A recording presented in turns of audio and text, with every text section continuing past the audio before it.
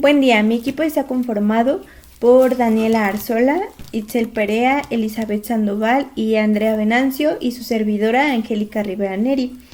Nosotras les vamos a hablar sobre la enfermedad de Chagas. La enfermedad de Chagas también es llamada tripanosomiasis americana y esta es una enfermedad potencialmente mortal causada por el parásito protozoo Trypanosoma cruzi. En 1909, Carlos Chagas, médico e investigador brasileño, descubrió la enfermedad, por lo que se nombró de esta manera. Y sin embargo, la participación del doctor Osvaldo Goncalves también fue crucial para la investigación de esta enfermedad. Cuando llegaron a la zona de estudio, los habitantes mencionaban la presencia de insectos llamados barbeiros, lo que llamó su atención investigaron y se dieron cuenta de la presencia de parásitos que portaban estos insectos. El doctor Carlos Chagas mandó a analizar el contenido de estos insectos con el doctor Osvaldo Cruz, quien empleó el contenido de los insectos e inoculó a macacos que después de 20 o 30 días presentaron en su sangre parásitos flagelados y que eran morfológicamente similares a los del insecto. También infectaron a otros animales, produciendo infección en ellos, a más humanos e incluso a menores, encontrando igualmente en el suero parásitos con morfología similar a los del insecto. De esta manera se demuestra el ciclo biológico y el transmisor definitivo. Al inicio se pensó que solo se infectaban por medio de la picadura, pero varios tiempo después se demostró que también se transmite a través de sus heces. En mayo de 2019, en cumplimiento de la decisión de la 72ª Asamblea Mundial de la Salud, se estableció el Día Mundial de la Enfermedad de Chagas, y su celebración es el día 14 de abril. Este día fue el día de 1909 en que Carlos Chagas diagnosticó el primer caso humano de la enfermedad en una niña de 2 años de edad. En cuanto a su epidemiología, se calcula que en el mundo hay entre 6 y 7 millones de personas infectadas por Trypanosoma cruzi. Ese, como ya lo mencioné, es el parásito causante de la enfermedad de Chagas. La enfermedad se encuentra sobre todo en zonas endémicas de 21 países de América Latina, donde se transmite a los seres humanos y a otros mamíferos, principalmente por las heces, la orina o la picadura de estos insectos, conocida como vía vectorial, conocidos como vinchucas, chinches el nombre depende del origen de donde esté la enfermedad, según la zona geográfica. En México se considera un problema de salud pública, ya que se estima que entre 1.1 millones de personas están infectadas. La incidencia de 2000 a 2007 se mantuvo en un rango de 0.7 a 0.37 por 100.000 habitantes, y a partir de 2008 ascendió de 0.61 a 0.70 por cada 100.000 habitantes en 2012. De los casos notificados, la población más afectada en el grupo es de 45 a 49 años.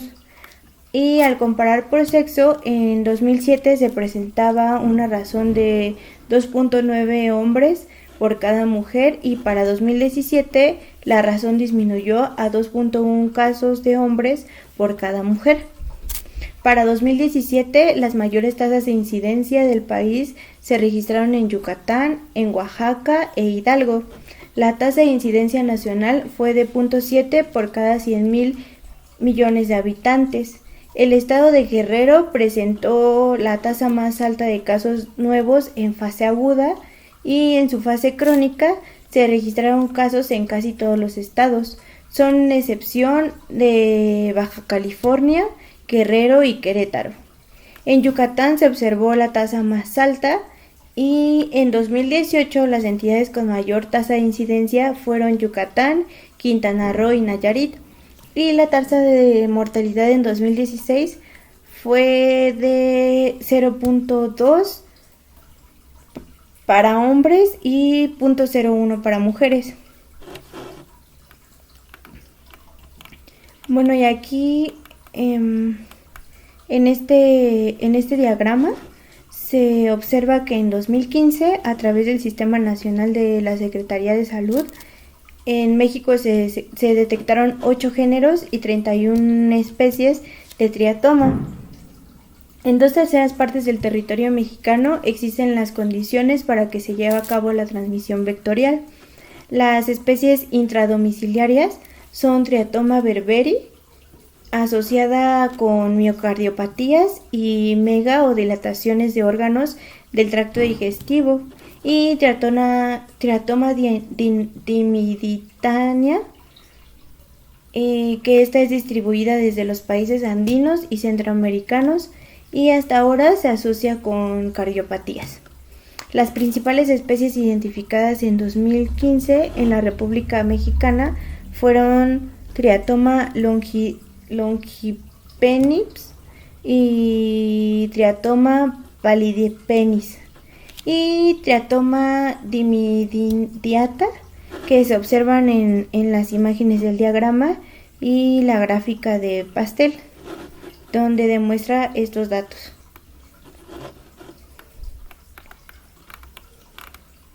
En cuanto a los factores de riesgo, a causa del gran número de animales silvestres que sirven en este reservorio para este parásito, en América Latina no puede ser erradicado. En vez de ello, los objetivos de control consisten en eliminar la transmisión y lograr que la población infectada o enferma tenga acceso temprano a la atención de salud. Y algunos factores de riesgo para contraerla se consideran como residencia en áreas endémicas, lo que en todo territorio mexicano o latinoamericano se encuentra, esto de ser endémico significa que se encuentra a una altura sobre el nivel del mar entre 0 y 1800 metros, lo que significa que más de las 3/4 partes del territorio nacional es endémico. Y generalmente se transmite, como ya lo mencioné, por contacto de las heces o orinas infectadas que se alimentan de sangre. También están el consumo de alimentos contaminados por el parásito o por el contacto con sus heces o su orina.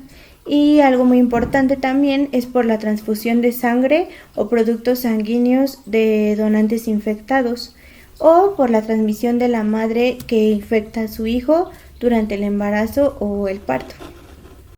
La microbiología de este agente causal es la enfermedad de Chagas o tripanosomiasis americana, que va a ser una enfermedad parasitaria sistémica causada por el protozoario flagelado Trypanosoma cruzi. Su clasificación taxonómica en orden es Trypanosomatida, familia Trypanosomatidae y el género Trypanosoma. Siguiente, por favor. En el periodo de incubación de este huésped se puede encontrar en la sangre como tripomastigotes, que van a ser formas extracelulares no divisibles, y en células como mastigotes, formas replicativas. Cuando un insecto succiona la sangre de un mamífero infectado, ingiere los tripomastigotes y después de 2 a 4 semanas de evolución, algunos de los parásitos van a migrar al intestino posterior, donde se van a transformar en tripomastigotes metacíclicos infecciosos.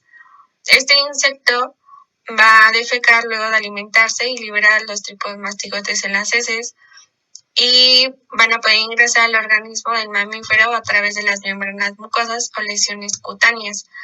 Es por eso que, su periodo de incubación va a ser de 5 a 14 días de posexposición con esos insectos triatóminos y de 20 a 40 días a través de transfusión sanguínea.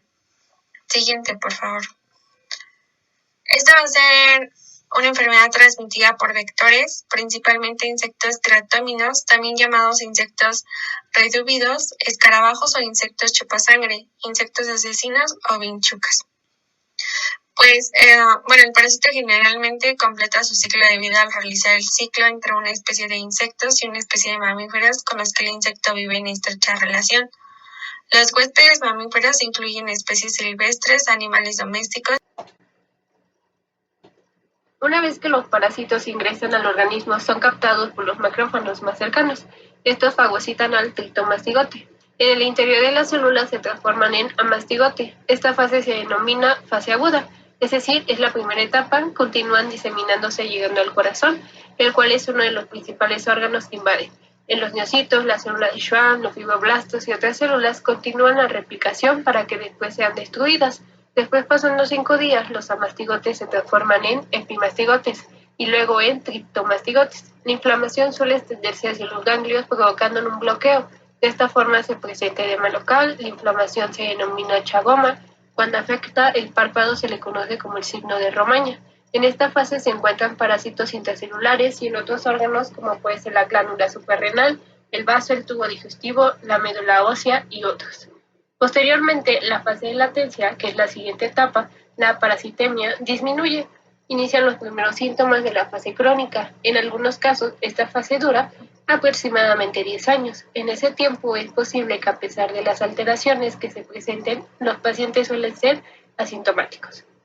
Finalmente, en la fase crónica, la tercera etapa, el principal compromiso es la cardiopatía chagásica. Es muy frecuente la muerte súbita. Hay una discreta hipertrofia ventricular. También se produce miocarditis discretas. En caso de forma progresiva se presenta insuficiencia cardíaca congestiva. El daño al tejido siempre va a ser por la directa replicación del parásito, que termina reventando las células, o también por la respuesta inmunológica. En la fase aguda, un elemento muy importante son las cepas de T. cruzi. Estos parásitos pueden generar factores secretorios que son normalmente glicoproteínas de membranas del parásito. Las dos principales son glicoproteínas GP83, que es una miosina, y la transialidasa.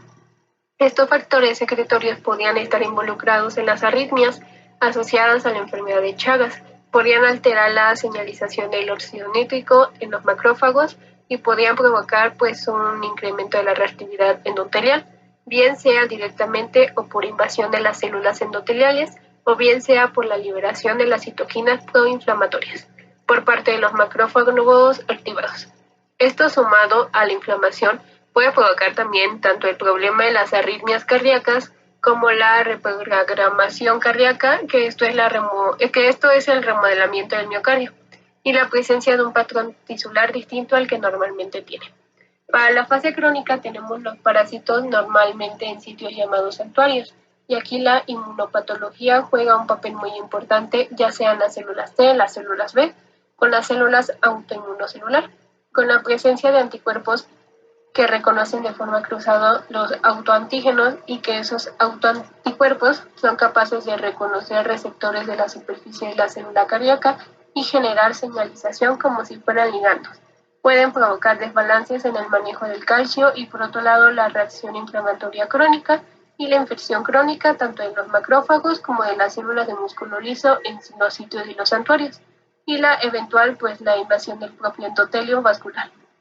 Y de las células cardíacas pueden generar también un proceso de disfunción vascular, que a través de la hipoxia va a contribuir con el remodelamiento cardíaco y con el cambio por el sufrimiento tisular de las células cardíacas.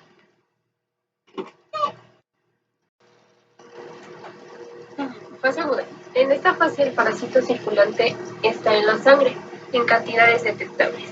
Los síntomas pueden persistir hasta 12 semanas después de su inicio o desaparecer espontáneamente. La fase aguda puede pasar inadvertida por ser muchas veces totalmente asintomática, diagnosticándose solo en el 1 al 2% de los casos. La aparición de las alteraciones electrocardiográficas e indicativa de progresión de la enfermedad es caracterizada por alta parasitemia e invasión tisular multiparenquimatosa, duración de 30 a 60 días. En el niño, la sintomatología es poco específica y es frecuente la presentación como síndrome febril prolongado y persistente con visceromegalias. Fase crónica. La fase crónica se caracteriza porque inicia desde el momento en el que la infección se hace persistente y ya se encuentra resuelta en el episodio agudo, y únicamente se desarrolla de 10 a 30 años con periodo de infección inicia. Aproximadamente el 70% de los casos no desarrollan daño en órganos blancos y persisten asintomáticos el resto de la vida, denominándose de forma indeterminada. La persona que tiene enfermedad de Chagas crónica con un sistema inmunológico deficiente Podemos ser recaídas de la enfermedad con exacerbaciones de los síntomas y en ese caso se conoce como reactivación. Las manifestaciones clínicas de la reactivación pueden ser similares a las de la fase aguda, aunque también puede observarse formas atípicas como la reactivación cerebral, que aunque es infrecuente se manifiesta como masa ocupante, pseudotumor o chagoma, seguido por una meningoencefalitis con abundantes tritomastigotes en el líquido cefalorraquídeo, que puede llegar a ser fatal si existe un gran compromiso a nivel neurológico. Los signos y síntomas clínicos más importantes relacionados con la enfermedad de Chagas y la inmunosupresión son panniculitis, meningoencefalitis y miocarditis. Teorías parasitarias no inmunes, que son acción directa del parásito, alteraciones del sistema nervioso autónomo, resultado de la acción destruida del parásito sobre las neuronas postganglionares autónomas que inervan estos órganos. La lesión microvascular, alteraciones tales como microespasmos, microtrombos, difusión de células endoteliales e incremento en actividad plaquetaria, las cuales en conjunto finalmente determinan lesiones focales. La persistencia del parásito. El uso de técnicas como histoquímica, el PCR, permitieron demostrar que productos del parásito, el ADN y los antígenos persisten en la fase crónica de la enfermedad asociados a los focos de daño tisular, actuando como estímulo para un proceso de tipo hipersensibilidad retardada mediada por las células T específicas que conducen al daño de los tejidos del huésped. La teoría inmunitaria es que la hipótesis inmunitaria se sustenta en la aparición tardía de la miocardiopatía en relación con la infección aguda y la ausencia del parásito, en especial en los sitios de intensa inflamación. Sería una respuesta contra los antígenos propios del huésped, mimetismo molecular, antígeno comunes entre T. cruzi y fibras miocárdicas humanas, presentación de epítopes y activación de células no específicas, síntesis de anti-Cha, que es un antígeno ligando a la enfermedad de Chagas, inclusive en ausencia del parásito. La resistencia natural a la infección.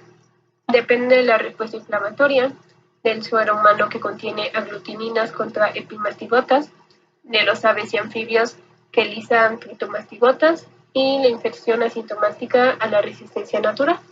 Y la resistencia adquirida, que consta de los tripomastigotes que circulan en las superficies revestidas de IgM y los macrófagos activados por antígenos, los linfocitos T, el interferón gamma, el factor de necrosis tumoral y su actividad es tripanolítica. La enfermedad de Chagas va a tener manifestaciones clínicas como cualquier otra enfermedad. Esta se divide en fase aguda y fase crónica. Se considera fase aguda desde la infección hasta la parasitemia. Esta va a ser detectada microscópicamente y es negativa. La clínica va a iniciar entre los 7 y 10 días tras la infección por T. cruzi. Esta consiste en síntomas leves e inespecíficos, los cuales se asemejan a un cuadro gripal. Esto es fiebre, malestar general y hepatosplenomegalia. En la mayor parte de los casos, la fase aguda pasa desapercibida y en esta de igual manera no es probable que las personas lleguen a fallecer. Sin embargo, estas llegan a fallecer si son pacientes inmunocomprometidos y bueno, y de igual manera pueden presentarse lesiones cutáneas que van a indicar el lugar de la inoculación, como los nódulos cutáneos, que son conocidos como chagoma de inoculación, y el signo de Romaña, que esto es un edema bipalpebral unilateral con conjuntivitis.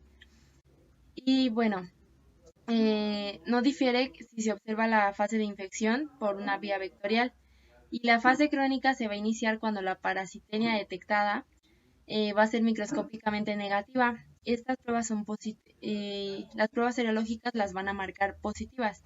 Esto ocurre de 1 a 2 meses después de la infección. Sin embargo, durante la fase crónica, la mayor parte de los pacientes van a ser asintomáticos. Llegan a ser sintomáticos décadas después de que ha sido detectada, de que ya tienen la enfermedad. Y en caso de, bueno, de que los pacientes sean asintomáticos, van a desarrollar complicaciones. Como ya mencioné, décadas después, estas complicaciones van desde la infección, que es una afectación cardíaca, digestiva o mixta. Y estas van a ser por varios aspectos, pero la mayoría es por predisposición genética. Y bueno, la mortalidad va a asociar cardiopatía chagásica, que es aproximadamente del 3.9% al año. Sin embargo, a nivel gastrointestinal, la enfermedad de Chagas afecta a cualquier parte del tubo digestivo, pero las localizaciones más afectadas es el colon y el esófago. Y con frecuencia se produce la afectación digestiva y esta varía entre el 5 y el 35%. Bueno, la patogenia detrás de la afectación digestiva va a ser una pérdida del sistema nervioso entérico y esto va a dar lugar a trastornos motores y dilataciones localizadas. La disfagia va a ser un síntoma principal de la afectación esofágica. Y bueno, los pacientes con afectación colónica por esta enfermedad van a presentar estreñimiento progresivo y un estudio varitado va a observar una dilatación colónica o mejor conocida como megacolon tóxico. Y los pacientes que en la actualidad presentan enfermedad chagásica con COVID están en riesgo de padecer síntomas graves y bueno, este puede causar una miocarditis y la enfermedad crónica del Chagas va a producir estado protrombótico y alteración cardíaca y accidente cerebrovascular trombótico secundario. El diagnóstico va a depender de acuerdo a la fase en la que se encuentre el paciente. En la fase aguda, la presencia del parásito es fácil de detectar mediante una extracción de sangre y para ubicar el parásito pues se puede realizar diferentes métodos como puede ser el examen en fresco, frotis, gota gruesa o alguna tinción. Para la fase crónica esto se puede hacer en la fase ya sea asintomático o sintomático del paciente y el diagnóstico se confirma al demostrar la respuesta inmunológica del huésped frente al parásito y generalmente esto se da mediante la búsqueda de anticuerpos de tipo IgG. Como se menciona en el diagrama, pues se debe obtener actividad de al menos 2 técnicas diferentes y ambas pruebas deben de realizarse con la misma muestra de sangre y utilizar por lo menos una de las pruebas que sea considerada de mayor sensibilidad y generalmente estas son la ELISA y la inmunofluorescencia. A todos los pacientes con infección por T. cruzi, pues dependientemente de la edad o de la ausencia o presencia de la sintomatología cardiovascular, se le va a realizar un electrocardiograma, convencionalmente el de 12 derivaciones. Aquí vamos a observar arritmias y trastornos de la conducción producidos por la lesión del sistema parasimpático y pues que en un principio se puede manifestarse solamente durante el aumento de la frecuencia cardíaca y por eso es muy importante una detección temprana de esto mediante el electrocardiograma. Para el diagnóstico diferencial, a causa de los signos y síntomas muy inespecíficos que se presentan en la fase aguda, pues debemos de considerar una amplia gama de patologías, como puede ser la fiebre tifoidea, la esquistosomiasis, la toxoplasmosis, la mononucleosis infecciosa, el paludismo, la brucelosis y también anomalías que no son infecciosas como puede ser la glomerulonefritis y la mordedura por insectos. En la fase crónica, pues ya son más específicos los signos y síntomas y aquí pues presentamos dos cosas, las afectaciones cardíacas y el tubo digestivo. Aquí debido a la cardiopatía chagásica, que es una cardiopatía dilatada, pues los signos y síntomas son muy similares a los de una insuficiencia cardíaca, por lo que también hay que tener en cuenta en el diagnóstico diferencial. Otras cardiopatías que también hay que tener en cuenta pues son la cardiopatía congestiva, la insuficiencia cardíaca y la cardiopatía dilatada. También las alteraciones del tubo digestivo pues se manifiestan muy similares a lo que presentamos en el Chagas. Aquí se presentan dilataciones en el tubo digestivo, en particular del esófago, que puede presentarse como un megaesófago. Bueno, vamos con el tratamiento. Este tiene dos grandes objetivos, un objetivo primario y uno secundario.